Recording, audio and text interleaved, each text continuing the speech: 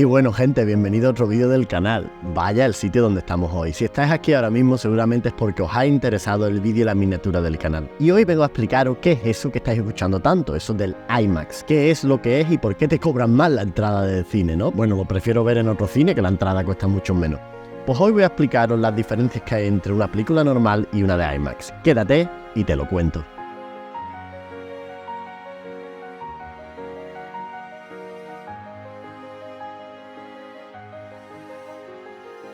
Y bueno chicos, IMAX, tal y como suena, es un acrónimo, una palabra corta de Image Maximum, que a lo que se refiere es como imagen máxima, y eso es porque la calidad tanto de imagen como de sonido, que no solo la imagen, es mucho superior a cualquier otro cine, porque se usan cámaras y sistemas de sonido mucho más caros. Y bueno, lo primero es la diferencia en las cámaras de IMAX. Las cámaras de IMAX tienen un sensor, bueno, una película en este caso, porque casi siempre se graba en analógico, de 70 milímetros. Después obviamente ese analógico se pasa a digital. No en todos los cines, porque hay algunos cines que se proyectan en IMAX original, lo cual cuando tienen la película hecha con los fotogramas, lo imprimen en otra cinta, lo cual estás viendo una película de cine completamente analógica.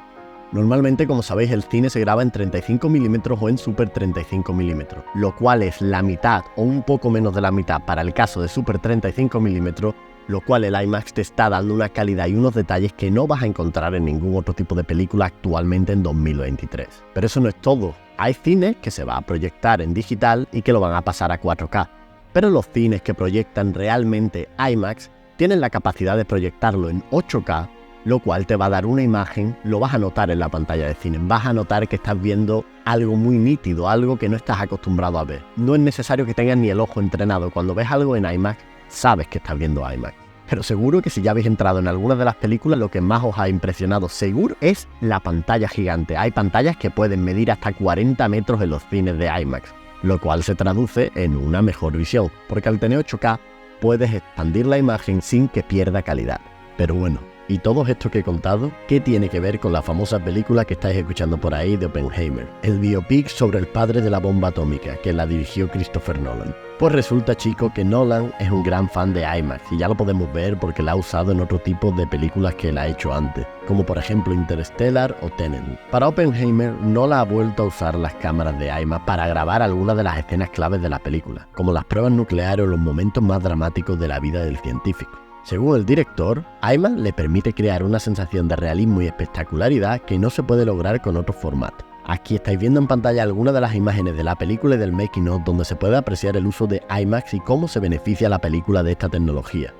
Como pueden ver, las imágenes son impresionantes, aunque para realmente poder ver la nitidez de estas imágenes y los colores tan profundos, deberéis de ir a un cine que pueda reproducir esto. Pero chicos, no todo es la imagen en las películas IMAX. En las películas IMAX también se cuenta el IMAX el sonido. Es un sonido que tiene 12 canales y que los altavoces pueden llegar a tener 24.000 vatios. ¿Sabéis lo que es eso? ¿Sabéis cómo suena? La diferencia entre un cine normal y ese, o el altavoz de tu casa, es que puede reproducir frecuencias súper graves, esos típicos graves que escucháis en las películas cuando hace...